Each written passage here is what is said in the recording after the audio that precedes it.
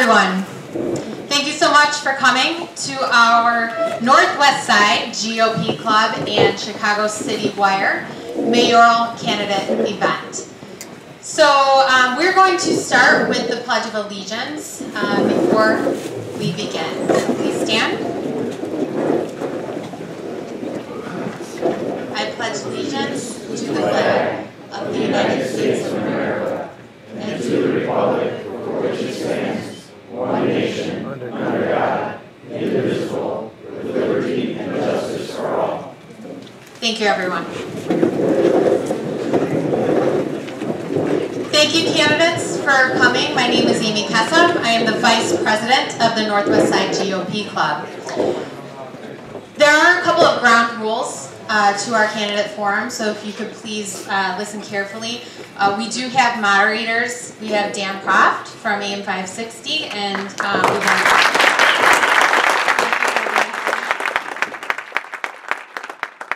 have the president of the Northwest Side GOP Club, Chairman Matt Kowarski. So our moderators are going to be asking questions of the candidates.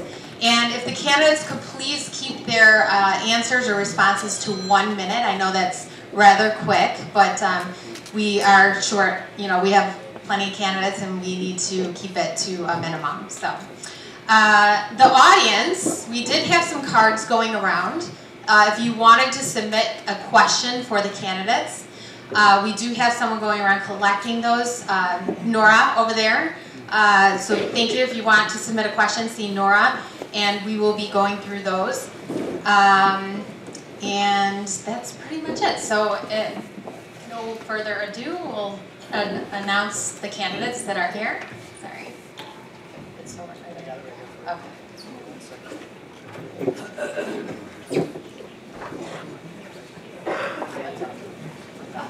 Perfect. Okay. So today's candidate forum, we have candidate Jerry Joyce.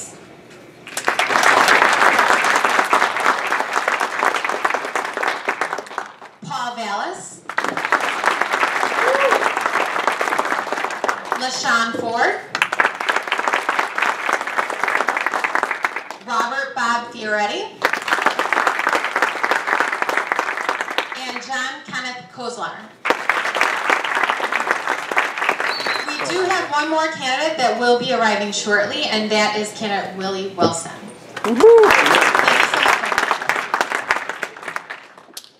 So since limited time, and as Amy was saying, 1 minute responses, be succinct, no filibusters, but we really want this to be a dialogue, so it provides as much value as possible to voters and those watching on Facebook and so forth.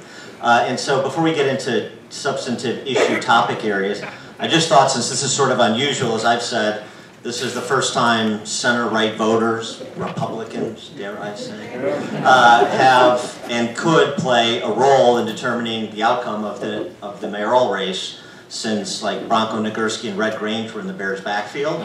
So since this is unusual, and credit to the Northwest Side GOP and to all these candidates who want to make a formal play for center-right voters, and they should get credit for being here to make that play, where others are not. You should factor that into your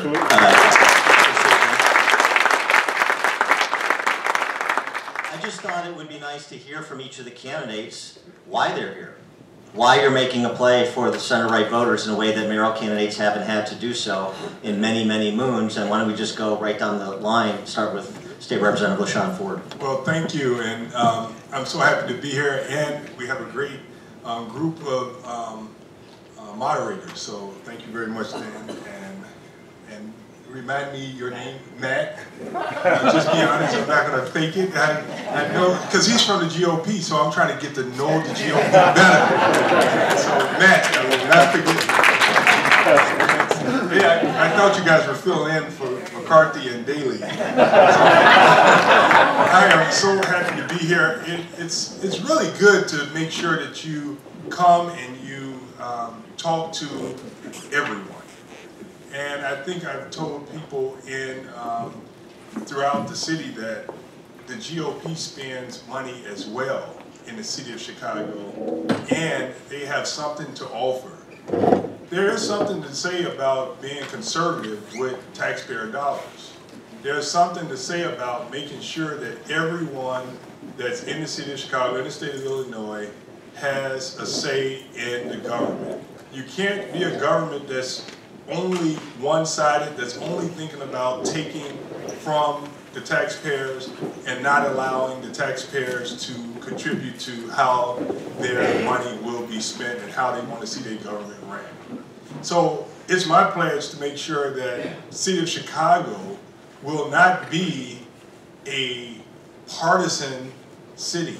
It will be a city for all people, to make sure that they have a seat at the table, to work together to make sure that Chicago is the best that it could be.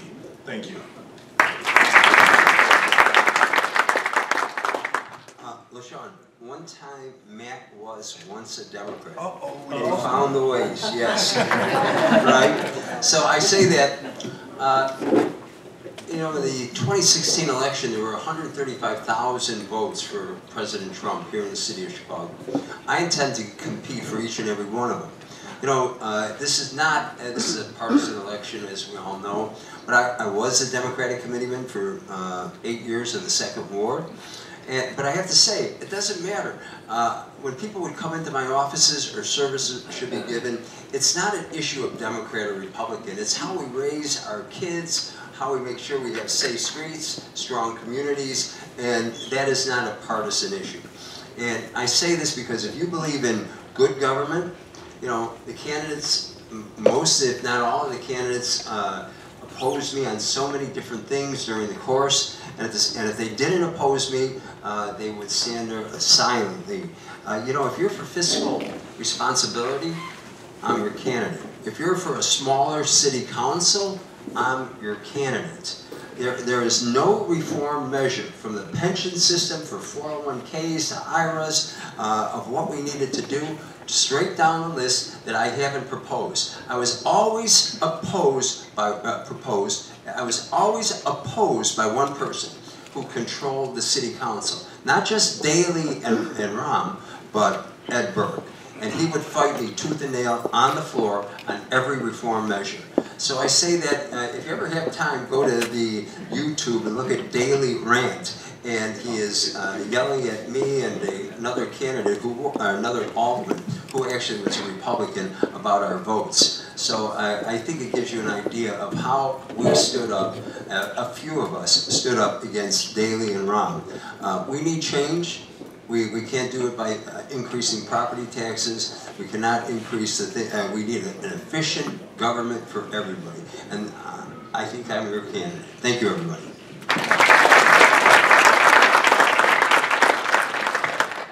Well, thank you. Public service has never been a partisan issue for me. I mean, I went to Philadelphia at the invitation of Governor Schweiker, a Republican governor, when the schools went bankrupt. And I worked with the Bush administration to secure the $2 billion settlement that rebuilt the school system in New Orleans, a 100% school choice system. So, you know, for me, things like crime, taxes, schools, the debt, the infrastructure, lead and water, these are not partisan issues, at least last time I looked. You know, I come from a family of public servants. There are 6 veterans, there are 4 cops, there are 3 teachers, there's 1 firefighter, paramedic, and soon to be 2. At the end of the day, you know, my wife during the shutdown went to work at TSA every single day without complaining, and without politicizing.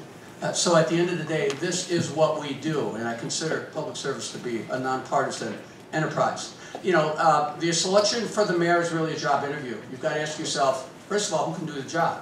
Who's got the skills? Who's managed 17 multi-billion-dollar budgets?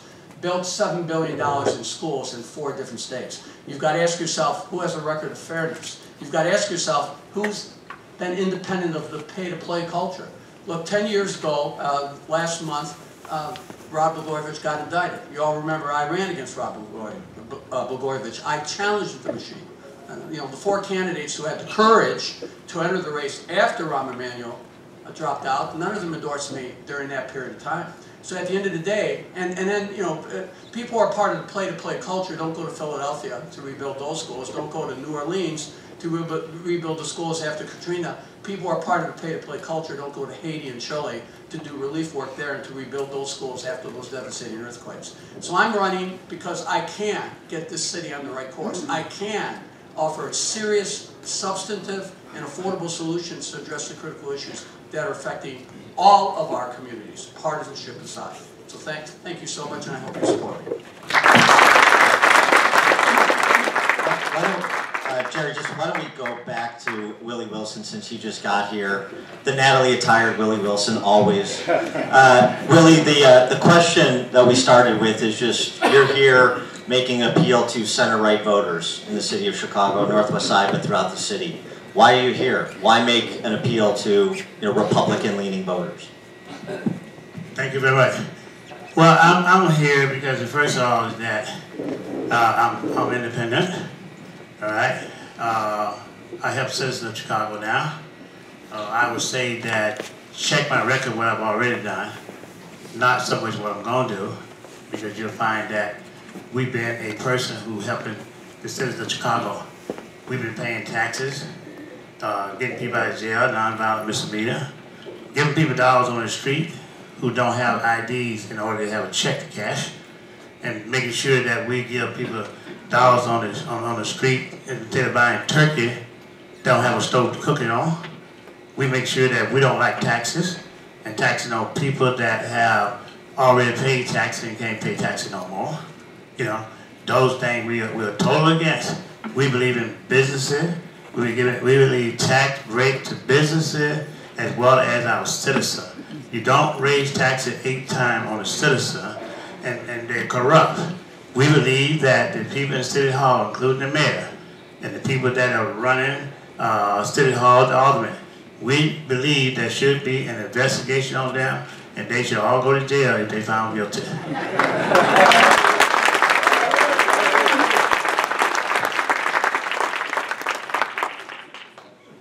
Paul, I thought you were a numbers guy.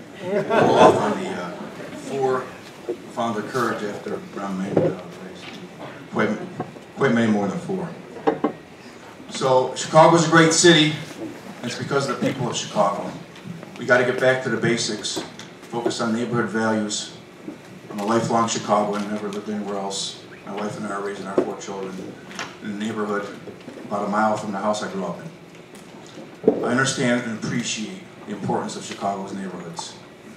If we don't get it right in this next administration, Chicago's got some dark times ahead. When it comes to public safety, public finances, and public education. We can't keep pouring old wine into new bottles. We need new leadership, new ideas, but some fundamental basics with values. Get back to the basics. That's what my administration will be about. Thank you.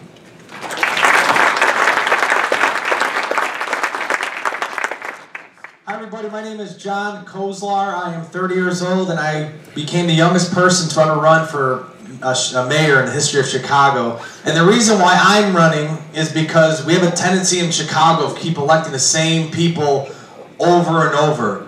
And I don't know about you, but I've heard many people in this election, not necessarily on this stage, a lot of good people on this stage, but a lot of people talk about all this experience that they have. 30 plus years in politics.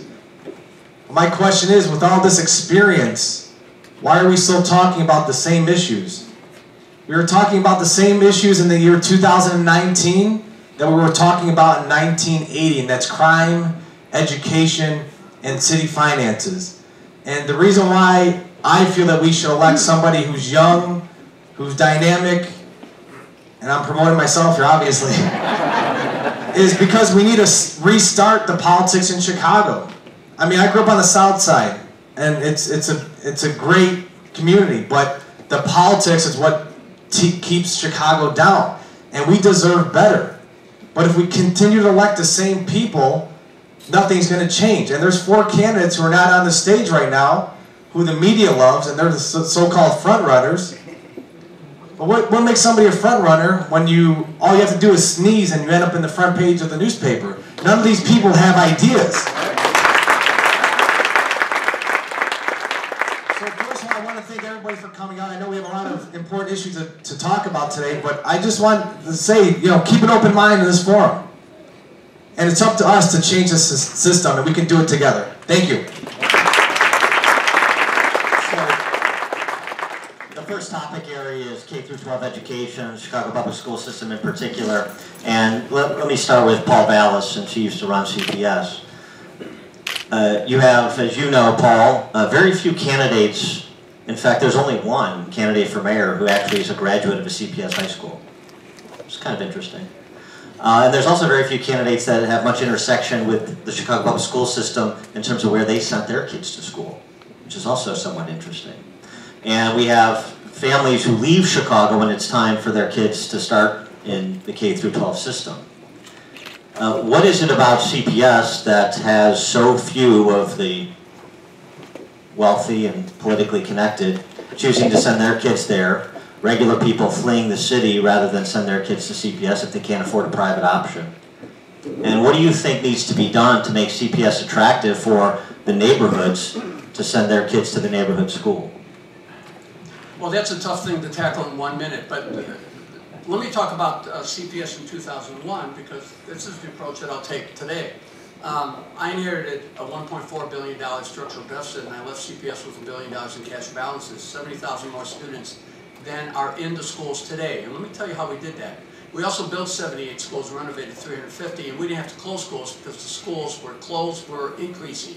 The enrollment increased dramatically over those 6 years. Only time in 40 years that that's happened. Now, let me tell you why that happened. Number one, we laid out a 5-year financial plan that stabilized the system, stability and leadership. Number two, we negotiated contracts that were affordable and that could be paid for. Number three, we converted all the community schools, all the neighborhood schools, into community schools, opening them until 8 o'clock, extended day, extended year, all sorts of support, equity and financing. Number four, we magnetized programs in neighborhood schools. Yes, we opened a series of magnet schools to expand school choice, but we also put IB programs, Advanced Math and Science Academy programs, Military Academy programs, World Language Academy programs in neighborhood schools to make those schools attractive. So what happened was the enrollment, which had declined by 115,000, went up 30,000 in 6 years. It has since declined by 70,000. Those are just the samples of things that we did. And we left a 104% funded pension system, 6 years of labor peace, and schools that were in effect growing. That is the type of leadership, that is the type of management skills, that is the type of prioritizing that needs to be done to grow the school system again. Thank you. Move to the Republican forum. We'll move to the right and then come back. I believe every neighborhood should have a viable public school option. A public school that is not only effective but clean and safe. And currently we don't. Some neighborhood schools are great and some aren't. Years ago, we made the decision to go to the magnets and the selective enrollments and the charters. And those decisions were because of lack of options, satisfactory options for parents and students. So rather than build up the neighborhood schools and properly resource them, the decision was made to offer those alternatives. I'm not going to comment whether it was the right decision or wrong decision, but I think we need viable neighborhood school options for every neighborhood.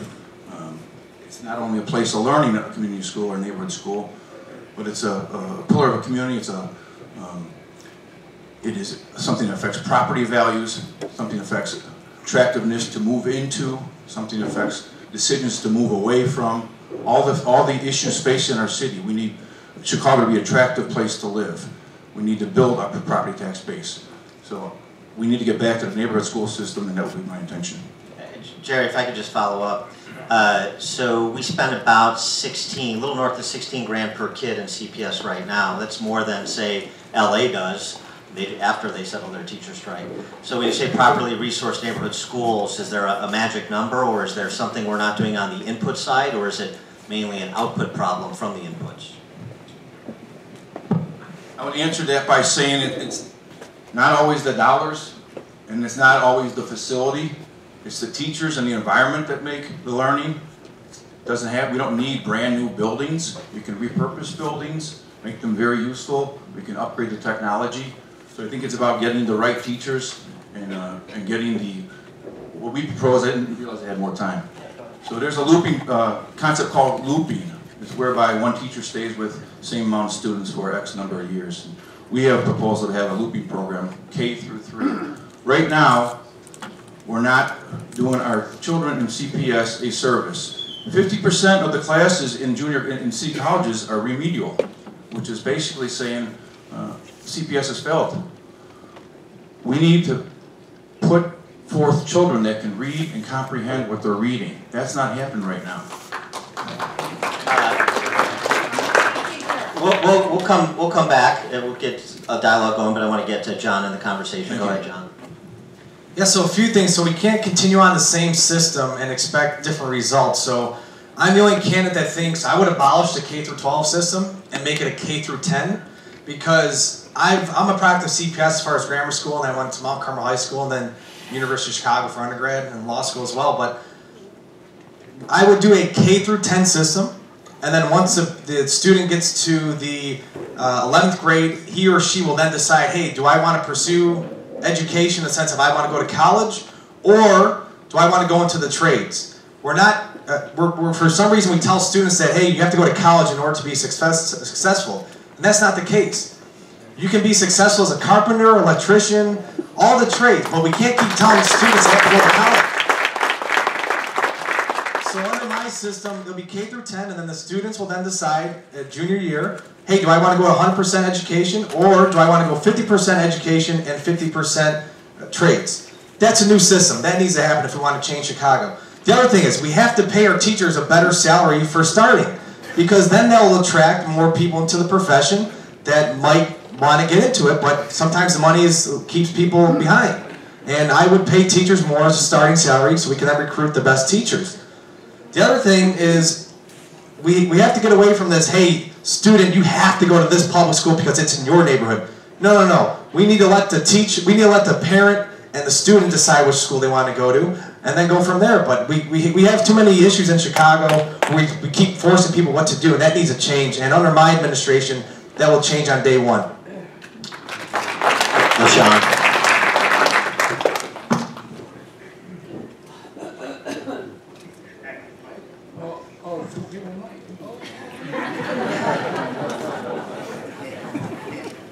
So I think I'm going to have to ask you to repeat the question. So why do people not want to send their kids to neighborhood schools? As evidenced by the demand for charters, as evidenced by leaving the city, as evidenced by the fact that a lot of the successful people that are running for mayor didn't attend a CPS school and didn't send their kids to CPS school even if they were in the city. So what is it that we have to do, one or two things, to make CPS attractive to those people who live in the neighborhoods to send their kids to the neighborhood school? So I'm a teacher by profession. I used to teach at Bridge Elementary School right at 3800 North New England. And so what's amazing about that is I grew up in the Austin community, and I went to Catholic schools my entire life. So I went to Our Lady Help of Christians, K through 8, then I went to Weber High School, then Loyola to be a teacher. But in my community where I grew up, the young kids had to get on the bus to come north to find better schools for a number of reasons. One, the administrators that ran Chicago Public Schools clearly did not focus the attention on the neighborhood schools where black kids were. Now that's an injustice. And that injustice not only costs black families, but it costs all of us here. And so, as the mayor of the city of Chicago, we have to make sure that every child has the ability to go outside of their door and have a quality education. And that means having the resources necessary to learn at the level that they're at and to grow from that level. So early childhood is where it starts also. In certain communities, you struggle to find the early childhood education that's necessary to produce a K through 12 learner. So communities that struggle with early childhood education will have a problem with K through 12, and many times young kids drop out because they did not get the foundation. As state representative, what I've done with in the House, when we had a budget crisis, we fought for over $300 million to make sure that early childhood funding was funded when other things were not funded. The essentials in the budget didn't get funded, but I fought to make sure that we brought $300 million so that parents could go to school or go to work and their children could be in a learning environment. So what the city has done is killed off neighborhood schools. They made it almost impossible for people, not just black, not just brown, but it depends on your socioeconomic status whether or not you're going to have a fair shot at life. In the city of Chicago, the machine politics has really, really killed off the dreams of many people.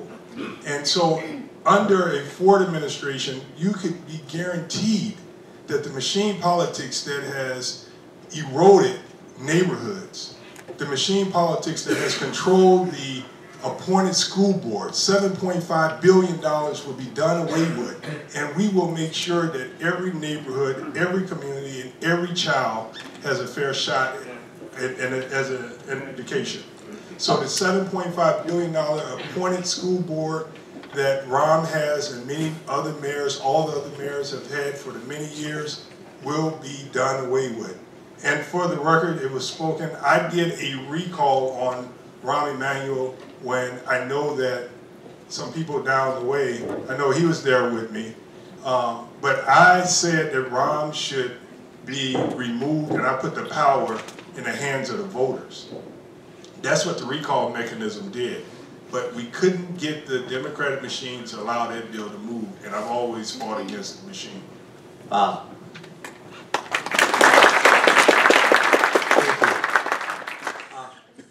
I'm going to stand up for a moment. I have to tell you, it's not such an easy question. And because, you know, I do believe charter schools have a role. I was an advocate for them in my ward. I had more schools than any other alderman, 42 schools. I made sure every school got $1 million for rehabbing. Now, you know, I was elected in the most diverse ward in the city of Chicago. When I was elected alderman, I was the first white guy since 1915 in a 76% African-American ward. Now, I'm going to tell you the issues, because we can all talk about funding, but it's not going to make a difference, because we need good mentors. We need good parental observation and making sure that the kids can learn. You know, you got to turn off the cell phone. You got to turn off the you know, television. You have to sit with them to study. We put 5 charter schools into my ward. I had no objection, because, and my ward started in Bronzeville, went to South Loop, the Sears Tower, even though they spell it W-I-L-L-I-S now, and all the way out to Garfield Park. I say this because one school, South Loop, had 300 and some students. They had a parents' night, South Loop now. They raised $117,000 that night. They had King Elementary on the west side, a phenomenal principal, and it was a black and Latino school. He was able to deal with the issue. They had twice the number of students. They were only able to raise $5,000 at their parents' night. It's more than just money. It's how we educate, how we bring the kids together, how we mentor them. We can give teachers all the money in the world, but they're not going to solve the problem, because you know what? You saw the demands that the teachers union are putting upon us right now. Well, hold on to your pocketbook if anybody thinks that that's going to happen. You know, I mean, and teachers deserve good pay, but we need to bring it all the way around. And all the way across the board, we need to rethink what we're doing. Thanks, Bob. Thanks, Bob. Willie? Thank you. I think we need to focus on equality in all 7-7 community. I think we got to focus there to make sure we can balance out all those citizens of Chicago. I think the school teacher definitely need to be paid more money. The school teacher need to be first along with among the crooks in City Hall, right? People are taking money, white-collar crime, instead of putting it where it ought to be put at. These are the issues that we're faced with. People is, as they say, pay to play. People are still giving money to politicians now. One of the reasons why I have not accepted a penny from any outside sources, so they won't have influence over me. That's why I put my own money involved with this here to show you how serious I am. I would not take a penny anywhere else. I'm doing this for the citizens of Chicago. And the other thing is that the teacher, the police, the firemen, it is wrong for them to take the pension like they're doing now.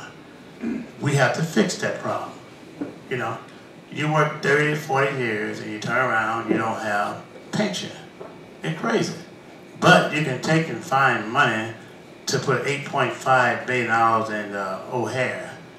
You can find the money to put a sidewalk from downtown to Chinatown.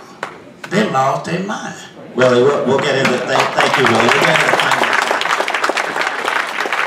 So, I just want to understand something from all the candidates. There was the last 5 years of Emmanuel's time, there was a moratorium on charters. And in 2017, passed tax credit scholarships statewide. About 6,000 scholarships have been distributed so far. I want to understand, is there anybody on this panel that would support a charter school moratorium or would support Governor Pritzker, what he said he would do in the campaign, which is to undo the 5-year, $500 million tax credit scholarship program? Is everybody here for charter schools and the tax credit scholarships, or would anybody support a moratorium and rescinding those tax credit scholarships? But just by a show of hands, who's for a moratorium or rescinding the tax credit scholarships? Anybody? Well, that's you can be for one and not for Okay, who's for either one of those things? You're for doing which? You're for rescinding the tax credit scholarships.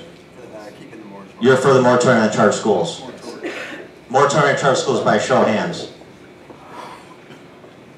All right, Bob, why moratorium?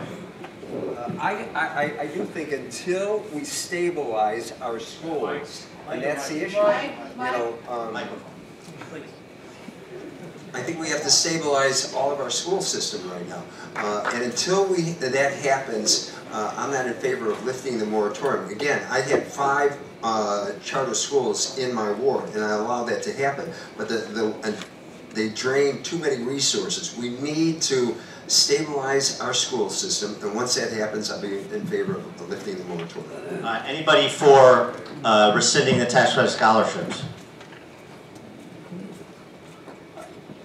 Paul, you wanted to say something? Yeah, I did. I also wanted to answer your question about whether or not the schools have enough money, but let me just say this. I don't support a moratorium on charters, and the reason is there may be situations where you may want to create a charter, an alternative school, a school for a hard-to-risk population, etc. Also, I think if you have failing charters, you should allow the charters that are thriving to take over the ones that are failing. In New Orleans, bad schools give way to good schools with no displacement of kids. You have to understand